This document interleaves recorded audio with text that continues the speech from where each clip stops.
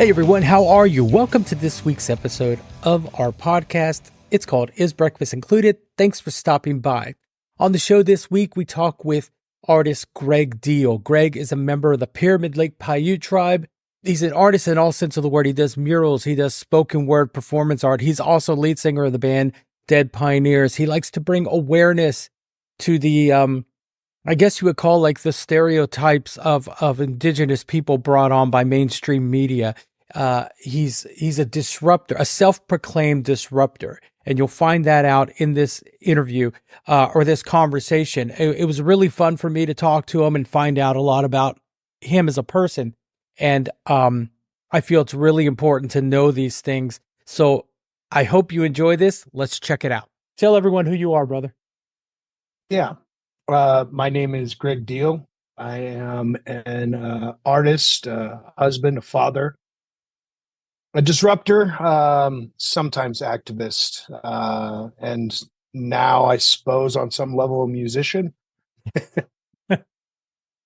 A disruptor, man. That is a self-proclaimed thing. What can you describe? Can you explain to everyone, what you mean by disruptor? Yeah. I mean, I've been in activist spaces pretty much since I started sort of gaining notoriety in my work.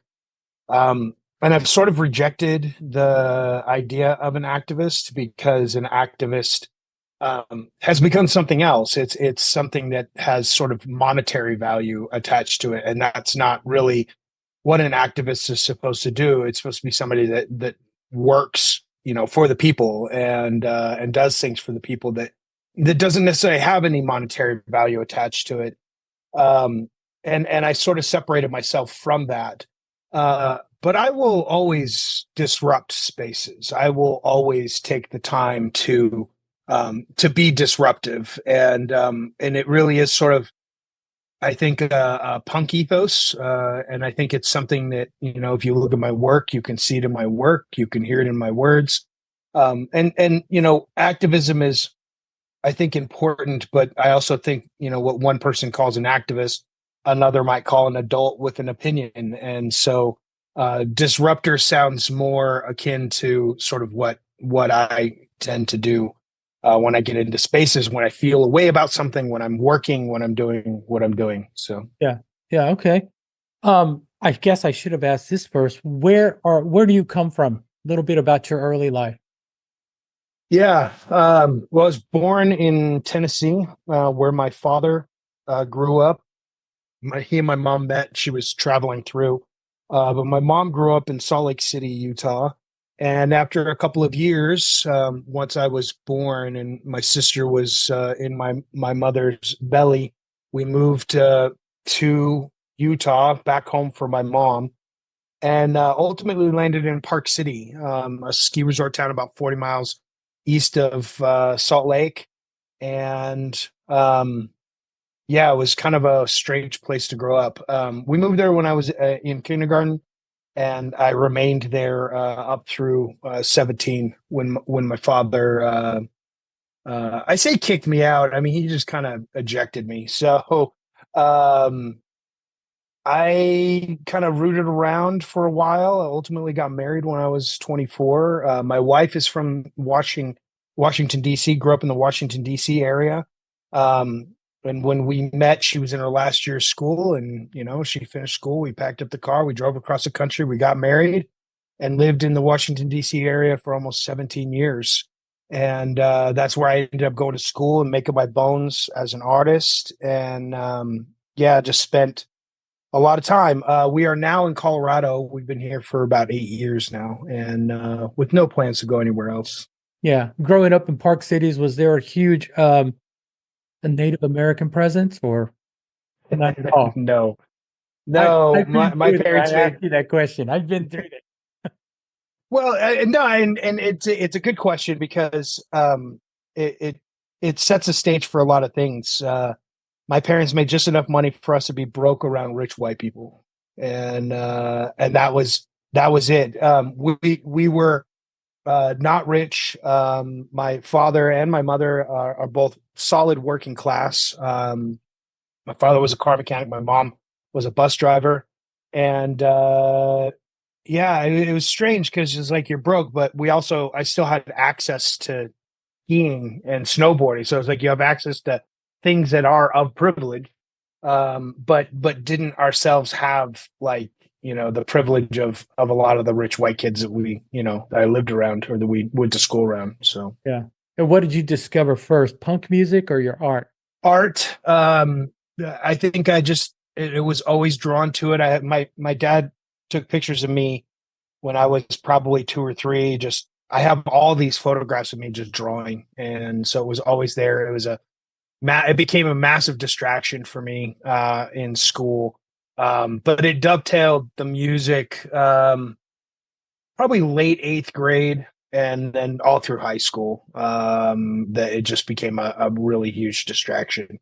All of it did. I was not interested in school at all. Your artwork is you do it all, man. Murals, pretty much across the board. You have a series called Others. Can you Yeah. talk a bit about that? Yeah. After we moved to Colorado, I had a residency with the Denver Art Museum, which was sort of a catalyst to kind of help us come out this way. It was a culmination of a bunch of things. My father had just died, and I was just trying to work through a lot of different things. And my my oldest kid, Sage, was entering into middle school, which is sort of prime age for sharing music and things of that nature.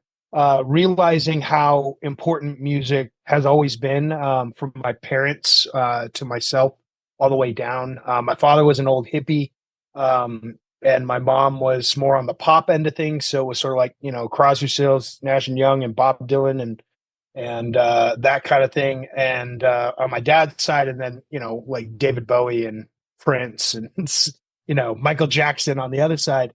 But I had entered into this space, where I was just like beginning to recognize, like when my father kicked me out, I was 17, and it sort of had to abandon everything. So I didn't have my record collection. I didn't have like any. I only had what I could take with me, what I could carry with me. And from the time that I was 17 until I got married when I was 24, I think I figured out that I moved like no less than 26 times. And so I had this incredible lack of permanence in my life, and I carried that with me after I got married. We moved in we my wife and I bought a house and moved into it about a year after we were married, before the market did what the market does. And we I never really unpacked. I never really felt settled, and it was not a reflection on my marriage.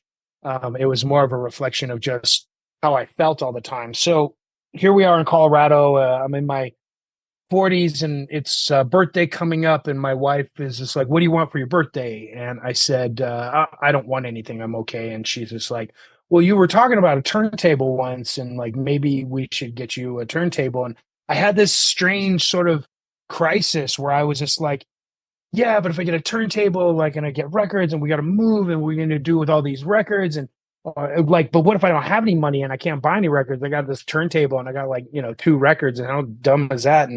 And I just had this sort of existential crisis, and my wife was had the wherewithal to just be like, dude, like calm down, like just get the turntable, and so sort of slowly give me permission to to dip my toe into this thing.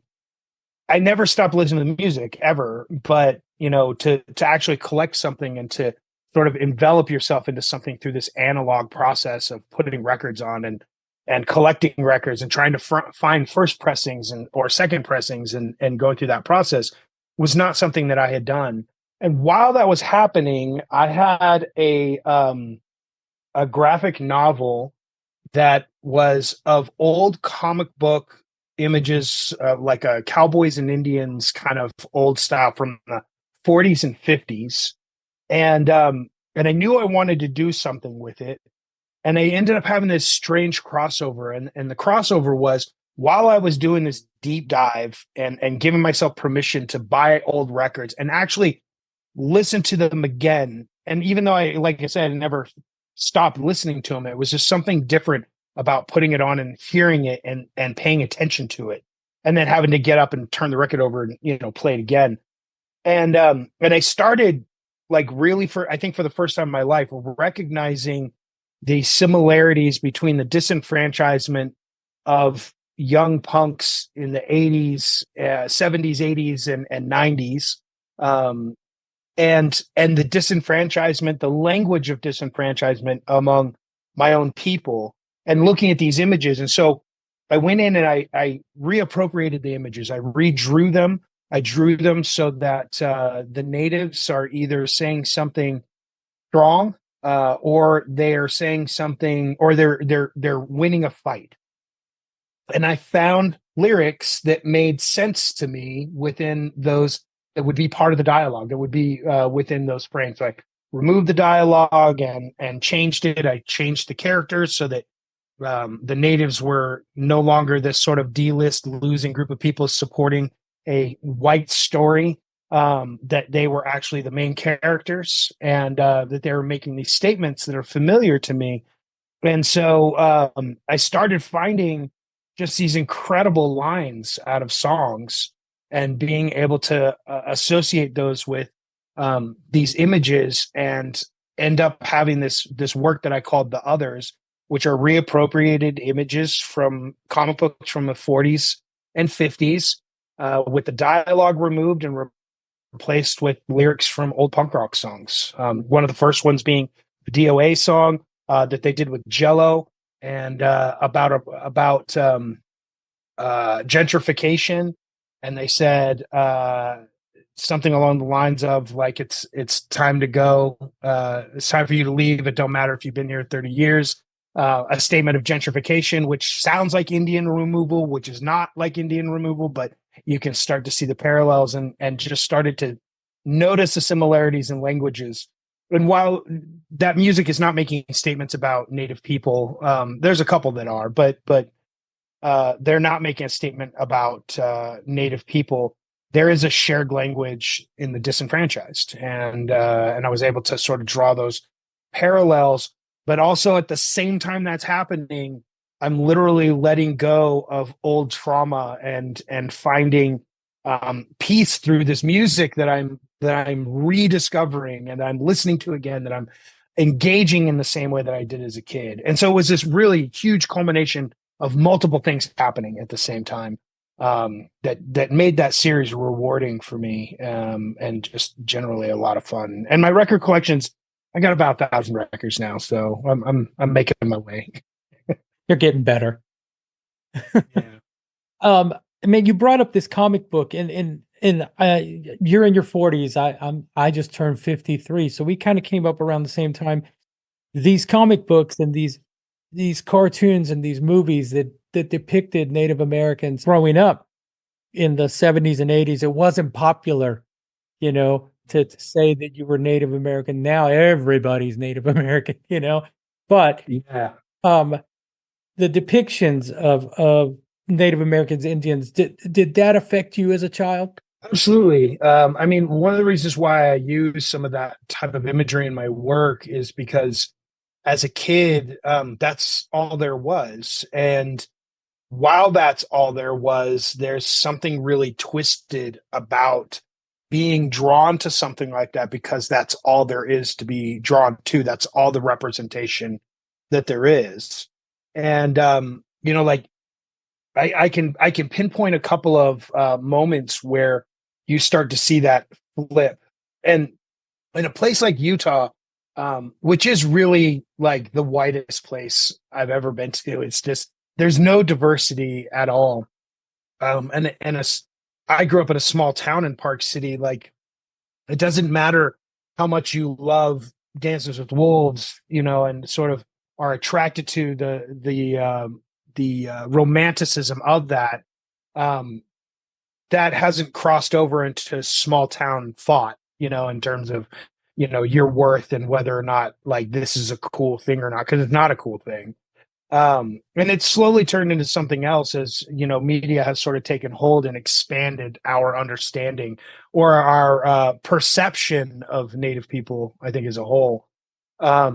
but yeah, I mean, it was sports mascots, and it was the Looney Tunes cartoons, those old caricatures, and they, to be fair, Looney Tunes hit like literally every race. But those comic book images, those things come up because they really are like the pinnacle of all that I had as a kid access to, and in trying to draw conclusions, because I didn't grow up in my tribal community, and my own mother struggled with her own sense of identity, and a lot of those things, and I was really lucky because I was able to figure a lot of things out on my own without the aid of my mom. And a lot of which was through music. I mean, and film. I was very drawn to Spike Lee and to Malcolm X in particular. The autobiography of Malcolm X was the first book that I read cover to cover. I, ended up sort of being able to find parallels in the Black civil rights struggle, into the indigenous struggle, and that led me to other books and it led me to other places. So I was able to find my own sense of identity through cultural and social issues that were being written about in books that are really, really hard to find.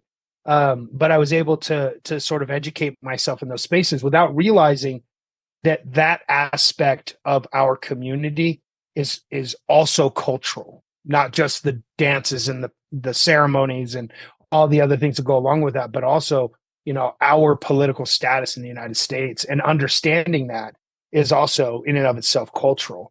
And so I was able to work my way out of it, but I never forgot that stuff. That stuff, always was really, really something that's burned in the back of my head. And in fact, I made a huge painting the year before last. I think it's like 20 feet by 8 feet, maybe.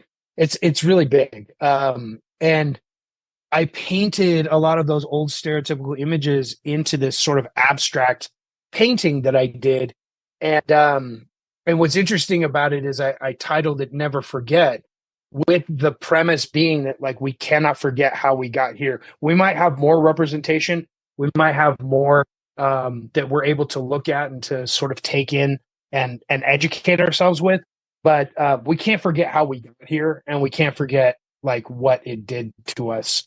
And in some cases, in terms of like sports mascots or headdresses at concerts and all those types of things. Those things like do affect us, and they affect our children in the way they see themselves. Like there's been scientific study done on it. And so, yeah, that was a really long answer to a simple question. Yes, those things really did burn sort of those images into my brain. Like they're not going away. Yeah. And how do you feel about like mainstream media, like shows like Reservation Dogs or Yellowstone? What is your take on those? Yeah, I mean, Reservation Dogs is written and produced and ultimately facilitated by Native people out of Oklahoma, and it's not even a matter of agreeing with or disagreeing with anything that they're saying or doing. Like they're Native stories, and that's the thing that needs to happen. We need to be telling our own stories.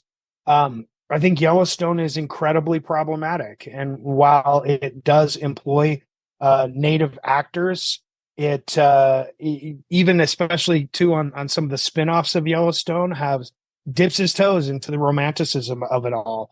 The lead female Native, I'll use air quotes, Native actress in Yellowstone is not indigenous, and has claimed to be indigenous, and has since been found to have lied about her Native blood, and is still allowed to represent Native people in a wildly popular and successful television show. I think that's incredibly problematic. There is enough of us that we should be able to represent ourselves. And so things like Reservation Dogs, Dark Winds, Rutherford Falls, which has since been canceled, these are the first television shows that are being written and directed by and produced by indigenous people. And I think that is significantly important in terms of representation and the rights and authority to telling the stories that we want to tell, which clearly people are attracted to. So I don't know why it would be groundbreaking to do that now. It should have been happening all along. Yeah. Yeah. I agree. As a as a self-proclaimed disruptor, I've watched your TED Talks. They're very educational. You talk about things like we all know who Christopher Columbus is, but do you know who the first uh, person he met? Do you know that person's name? And then you refer like, I do, but I bet you don't. You know, what message are you Yeah, trying to get across with these talks? you don't think that's disruptive? I mean, Oh, no, I think it is. because I think it. I think that. No, I agree with you. it takes the things that we've been given or the things that we're taught, and I think in one of those TED Talks I kind of talk about that we're not being beat over the head with like white people good, Indians bad, but we're being given all of the information in such a way that it would tell us exactly that. And so we're seeing worth in the way things are being provided.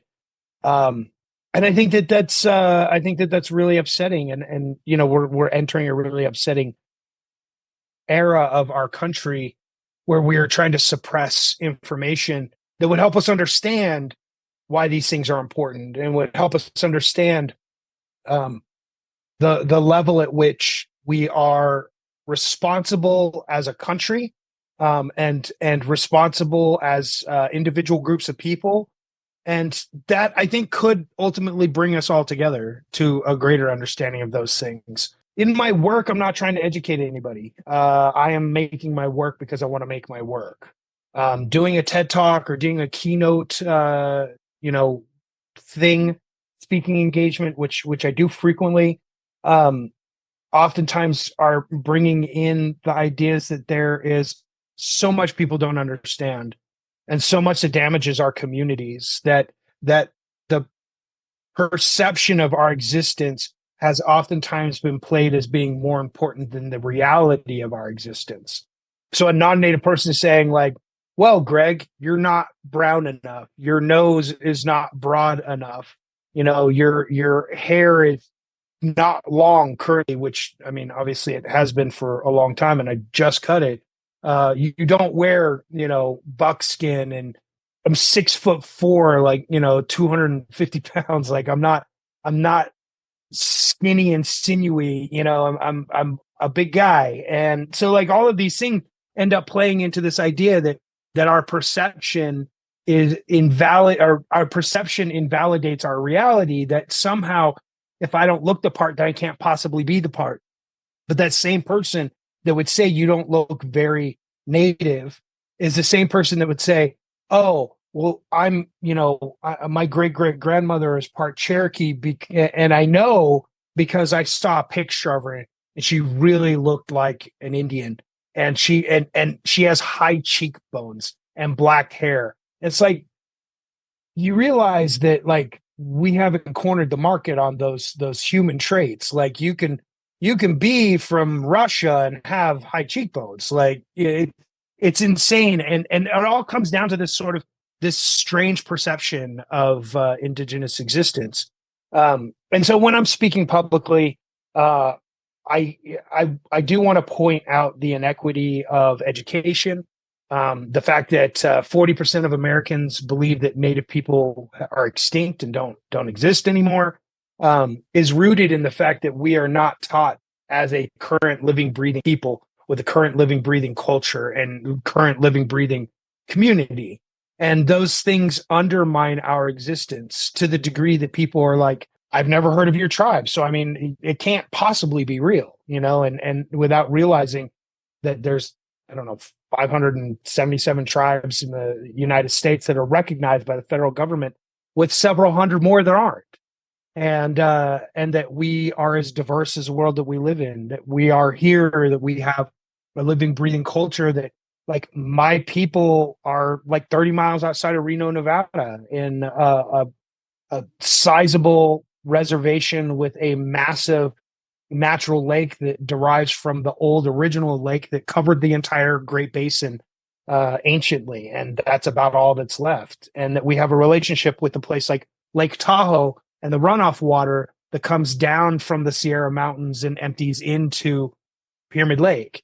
And so these are not small things. These are big things. And if you've ever been to Reno, like, it's wild to think about that. In fact, there is a tribe that is located right in the middle of Reno, Nevada.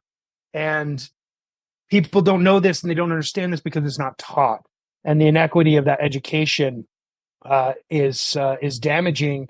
But also, we are contending with sort of the media aspect of our the media driven aspect of our existence, that we have to look a certain way, we have to talk a certain way, we have to be a certain way, we have to be from a certain place, we have to be a certain height, we have to do all these things in order to fit your perception of what we're supposed to be, and that's just simply not the way that it is. Yeah, I totally understand that. I've been told on many occasions I don't sound Mexican. You don't sound like you're a Mexican. What does that sound like? I know. I really don't understand, but I have been told that. In one of your TED Talks, I found it really interesting. You brought up the Nuremberg trial, which, if you think about it, a lot of people don't know what the Nuremberg trials were. And you relate that to the, for lack of a better term, the massacre of Native Americans, and how this happened here and these people were punished and they were brought to trial, the largest mass murder trial ever. But they did the same thing here on this land, and nothing's ever been done about it. It was two things. One is, I think our country tends to hold everybody accountable, or tries to hold the world accountable for the things that they do. That's debatable right now. It's we as a country are not held accountable for anything, and we never really have been. And we have gotten to the point, I think, where we will likely never be held accountable for those things. And so the irony of, the world holding an entire country responsible, which is important, obviously, but that would never be applied to the United States, or what is the United States, or Canada, for that matter. But also during the Nuremberg trials, it came out that the inspiration for the elimination of Jewish people under the Third Reich came from Adolf Hitler's understanding of how white colonists dealt with the indigenous problem in America. That concentration camps were inspired by reservations. That eliminating entire groups of people so that you could take that land was inspired by the history of the United States to someone like Adolf Hitler. It's wild to me that that's not commonly known.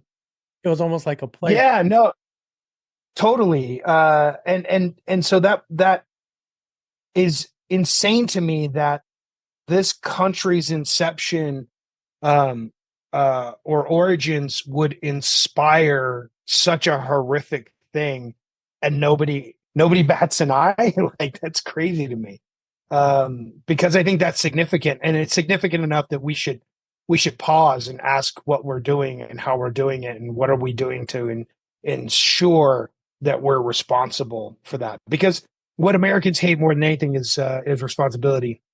And I've talked to many people that are angry that, like, well, my ancestors didn't do that, so I don't owe anybody anything.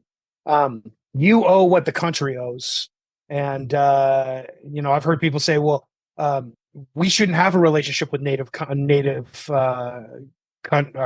communities because I don't want my money to go toward that. I don't want my tax dollars to go towards that, because my family's not responsible for doing that. But when you take upon your shoulders the idea, or whatever being an American is, you're taking with it all of the responsibilities that go with that, the debt, the history. Like, you are accepting those things with your citizenship with America, and that part's responsibility issue too. Yeah, but yeah, it's crazy. I just saw a movie last night called Origin, It's based on a book by Isabel Wilkerson, which I wasn't aware of. And it's about caste. And one of the things she ends with is like, you're aware of these things now. What you just said, you're aware of all this now. You didn't know about it before, but now you know about it. It's kind of like inheriting an old house. You can let the house run down. Mhm. You can fill in the foundation. You can repair the roof. You can start that. It's do you I believe? mean, the United States is not organized to actually have a caste system, for sure. But I think the principles are still true. I think it's such a weird time because like during civil rights, you could look at the things that James Baldwin was saying, and Martin Luther King as well, and to a certain degree Malcolm X, where there was just this understanding of a responsibility and duty to your country. I don't think we have that idea now because there's people that are all about the Constitution and how important the Constitution is, and Article 6, Section 2 talks about the importance of treaties as a constitutional concept. That treaties usurp state laws. That it is ultimately the supreme law of the land, which means that the 400 plus treaties that were made to native communities should be the supreme law of the land, and they're not. All of those treaties were broken. Not a single treaty has ever been kept, and so people would look at that and be like, yeah, the Constitution. They would be like, except that part, I don't believe in that part. I think that part needs to go. And it doesn't work that way. Besides the fact that amendments and changes have to happen through a majority of, state representatives to make those changes. Beyond that, like, you don't get to pick and choose what you want and what you don't want. And if we take something like the Constitution and we take a law in the Constitution, like Article 6, Section 2, and we cast aside the idea of treaties, then you are in effect compromising the strength and power of the Constitution. And so there has to be some level or some desire to fix what we have, but we're becoming a corporation nation where we're more concerned with having the newest iPhone than we are with making sure that our communities are working the way that they should be working and benefiting and helping everybody in that community. And I don't think that that's really happening either. I don't know. We have such a unique situation in the United States, and whether or not I agree with it or not, like, we're all stuck with each other. And we have to figure out how to make that work. And we are currently not making that work very well at all. What would you tell younger artists who want to follow in your footsteps? What kind of advice would you give them? Never stop working. Art is an industry that has no system attached to it that will allow for you to sort of be able to enter in and recognizing, especially if you don't have parents that are supportive of you being an artist, recognizing that it might be a while before they are proud of you for what you're doing, because it's a long game. And if I go into finance, I could probably get an unpaid internship. And there's something strange about something like an unpaid internship, because I might get out of college and get this internship, and I might tell my parents, and my parents might be like, that's awesome, congratulations. You're not getting paid for it. You're working for free, and your parents are congratulating you. And that's because it's a system that's in place that, will help you get to the next place. The next place is an entry level position where you're not making very much. And then you have to spend years building your reputation and building everything that you have, so that you can get paid more and maybe get a better job and maybe get more responsibility. And then once you're doing those things, you can start to acquire your cars and your houses or whatever it is that you want to do in your life. In the art world, it works the same. There's just no system in place. Your unpaid internship is, all of the work that you're going to do that you're never going to sell as you try to get into gallery shows or as you try to open the optics up of your work. Your entry level position is going to be the piece of art that you sell for pennies that you might have to supplement by having another job while you do that. And as you grow your own reputation, and as you grow the optics on what you're doing, you'll get paid more, and you can sell your work for more, and you'll slowly but surely be able to grow that into something. But you can't stop working. You have to be in it for the long haul. And you can help build a community. There's artist communities all over, particularly in city areas. And those communities will help you, and those relationships will help you. And there's people that I made my bones with in Washington, D.C. that are still my friends that I would call upon if something came on or came up. So it's more of a community minded mindset, and you just have to hustle. You have to do everything you can to make it work. That is the only way to make it work. Hopefully you get grants, get some schooling. That always helps. And just put yourself out there, and don't be afraid, and don't stop working. That's going to be the thing that saves you. Right on, man. Let's move on to why I originally contacted you in the first place. Dead Pioneer. Yeah. What got into you to be in your just to the front of a punk band? Yeah. Well, so performance art is a big part of my artistic practice. Various degrees of performance art, and I had created a piece called the Punk Pan-Indian Romantic Comedy. The punk Pan-Indian Romantic Comedy was a spoken word piece of about an hour of a series of vignettes that I would just talk about that were related specifically to my relationship with music and my relationship with my father. And how all of those things kind of go in, and I tell stories that are sad and funny and upsetting and heartbreaking, and it was something that something that I really love doing, because it just has this relatable storyline. Like, I'm an indigenous person, but this storyline and relationship with music, I think anybody could relate to that, and they can understand that. I got a grant to expand it. And the expansion was to create original music that would be part of the performance. In the process, and with the grant and people I had relationships with, I was able to connect with a couple of guys, a guitar player and a drummer. Both of them were very talented. And this was, in the spring of 2020, so we're in the middle of the pandemic. It was impossible to make music over Zoom. I was uncomfortable. Like, I listen to stuff all the time. My father was a musician. I can hear things. I get the principles, but like actually trying to execute it was just really, really difficult. And so we kind of struggled with it for a while. But had arrived, like, I had written a couple songs, and we were in a good place, and spoken word has been also a part of my artistic practice. So that's kind of where this was at, this idea of spoken word with punk riffs or something along those lines.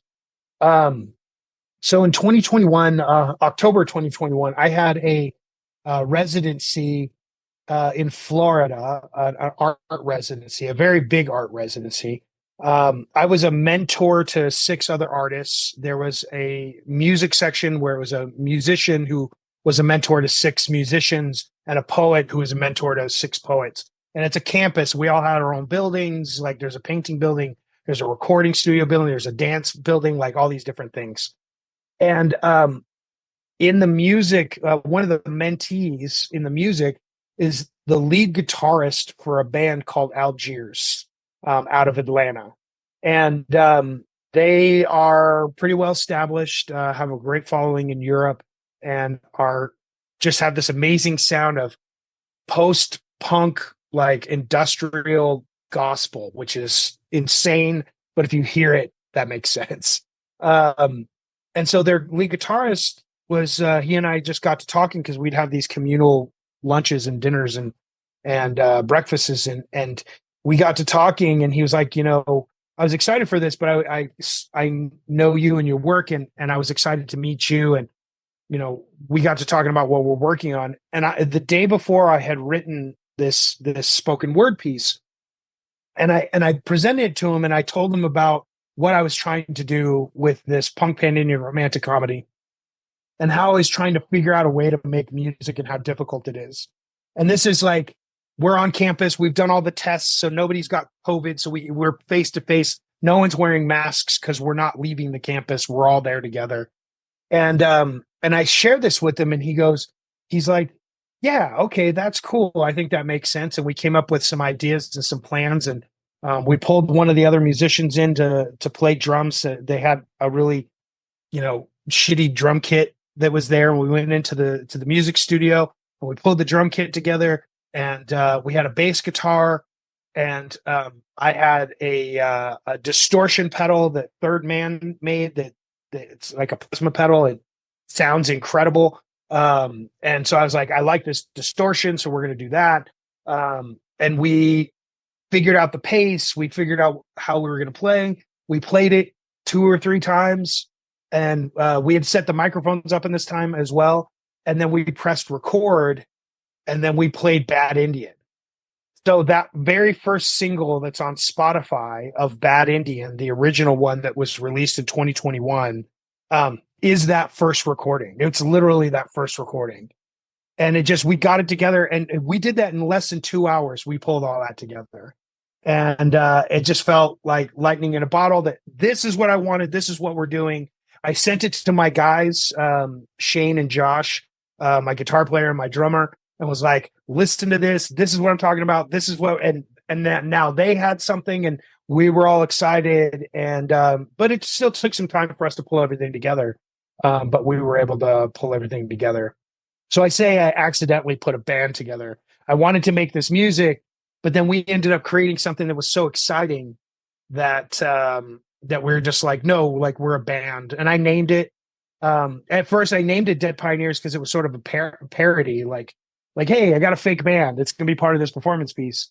And then I was like, yeah, we'll call it, Dead Pioneers. And I made a logo, and I sent it to a friend of mine who used to be the art director for Shepherd Ferry. I was like, hey, what would you add to this? And he added the skull, like to the covered wagon. And yeah, it just all kind of came together. And it was just sort of incredible the way that it all came together. And yeah, it happened by accident, but like I think we're good. We're gonna keep doing it. We're getting such a good response. I just had no idea that we would make it to this point. Since I reached out to you and I downloaded the album, like it's been nonstop playing. Like Tired reminds me, it's got that suicidal tendencies. Their 90s era suicidal tendencies. Yeah. The Art of Rebellion era. That's what it reminded me of it. But and then of course your lyrics are exactly what you do. Yeah. We were punk first, I think speaks for itself. But but I guess was Bad Indian, was that I get the message, but was it kind of like a tongue-in-cheek type thing, or were you? Yeah. Well, so there's 2 stories, 2 main stories in that. The first one is a woman that asked me what my Indian name is.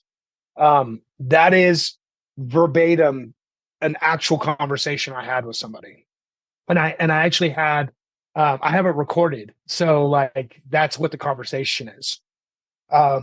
There's one line that's added in there, which is the gray skull line, the He-Man joke, the statement of that while Indian, I'm also having an American experience too. That's the only thing that's added. That entire conversation actually took place. And then the end where the guy is talking, a man comes into my space. He's in my studio, asks me about my things because he's seeing things he's never seen before. And I'm explaining it to him. And then he interrupts me. And it's really just sort of a show of the microaggressive way that sort of racism and biases will just sort of turn their head. Because I don't think that man woke up that morning and said like, I'm part of the superior race. I'm gonna talk down to somebody today. I think that he just systemically in his mind is listening to an indigenous person speak articulately and intelligently, and that he in that moment's like, holy shit, you can talk really well, like because he didn't expect that, right? So he said that. He said, you speak real good.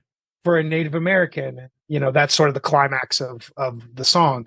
And yeah, so those things actually happen. But yeah, it absolutely is tongue in cheek because there is, even in our own community, an expectation of how you're supposed to present, what you're supposed to say, how you're supposed to say it, like whether or not whether or not you're doing it right. And there's a little bit of gatekeeping happening, a little bit of crabs in the bucket mentality, and so when it comes down to it, like I don't really care. I'm going to do what I'm going to do. I believe what I'm going to believe. I teach my kids how important it is to be responsible for our family lines and for our communities. But it is not uncommon for me to be considered to be kind of a bad Indian, as in not good at being an Indian. And but then on the other end too is that perception, right? The non-native person's perception of how I should present, the way I should talk to you, the way that I should be. And that from that perspective, I'm also like not good at being Indian. I'm a bad Indian. So, and obviously there's sort of a dual sort of definition in that I'm a bad Indian, but that I'm also like a bad Indian. And yeah, that's absolutely what that is. Yeah. The walking eagle really got me. Yeah, that's an old Charlie Hill joke. Charlie Hill is this indigenous comedian that was sort of in the that old school camp with oh my gosh, I just totally blanked on him. Black comedian, completely Paul Mooney. legendary. No, close though. Friends with Paul Mooney. Pryor? Yeah, Richard Pryor. That's it. So Charlie Hill was friends with Richard Pryor, and Richard Pryor had like a comedy show, like sort of a variety show, and Charlie Hill was on that. But that walking eagle joke is a Charlie Hill joke. It's such a and I did say that. I did say that in real life. I said walking eagle. So yeah, I have actual footage of that conversation. Yeah, right on, man. So you guys working on new material? Yeah. Well, so we've done everything independently. So we're not on a label. And it's been a lot of work. And it's been very stressful as well, trying to rely or hope that there'll be enough pre-sales to press the record, which we were able to do. We're currently running a second pressing, and we're doing a pre-sale on the second pressing. Because I just don't have the capital for that. And doing the same thing with like the merch, some t-shirts and stuff like that, because we're getting a lot of responses on that aspect as well. We actually have a new song. I just flushed a new song out because we're playing on the 17th in Denver. And I wanted to add a new song to it. We may have two new songs, so I'm trying to flush that out as well. But I'm not sure what the next steps are. That's the thing. I've done a couple of interviews on with Dead Pioneers or for Dead Pioneers, and all of us are ready and rearing to go, and we're definitely trying to make the moves to be ready to take off for the next step. But I have no idea what the next step is. When we first got everything, I sent it to a couple of record companies. I know Epitaph got it. I know Pirate Press got it. I know Alternative Tentacles got it. Jello Biafra's, label. And I don't know what the next step is. Of all of those, I think I sent it to Sub Pop. Couldn't find anything for Hellcat Records, but I'm friends with the Interrupters, so I'm trying to work it in on that side. But the only reason why I want a label is because I want support. I want support on recording. I want support on all of the studio sessions and getting everything together. Because that's really the hardest part. I mean, we recorded the Blasting Room, which is just a legendary place. Bill Stevenson's one of the owners, with the drummer for the Descendants. And it's a legendary space that Black Flag's been in, the Circle Jerks have been in, the Descendants have been in. Like just everybody has recorded there one time or another. And recording there was amazing, but like, you got to pay for that stuff, and that's stressful. And I don't want to have to raise the money to do that again. It's just a pain in the ass. Yeah. So we're not sure, but we got a couple songs, and we're working on a music video, I think, in about a week and a half or so for Bad Indian. We actually got everything set up for that. And we have a filmmaker who really wants to work with us on this, and so we're gonna do it. So there's stuff happening, but I'm just not sure. I'm not sure what's happening next. The rumors, because Jello's from the area. I think he grew up in Boulder, and I heard rumors he's coming on the 17th to see us play with Cheap Perfume, which is an amazing Riot Girl band out of Denver, and another new band called oh my gosh, I just totally blanked on theirs too. But another little punk band with a really impressive um, impressive lead singer that's doing some really cool stuff too. Elegant Everyone is their name. So yeah, there's stuff happening. I'm not no big solid news yet. This is on the 17th, you said? Yeah, the 17th at Skylark in Denver. Show starts at 9, I think. I have a flyer. I can give you a flyer if you want. Yeah, just send it to me.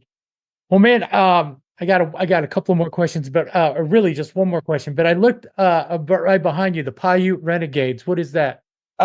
So there's a friend of mine that does he does a lot of like vintage thrifting stuff.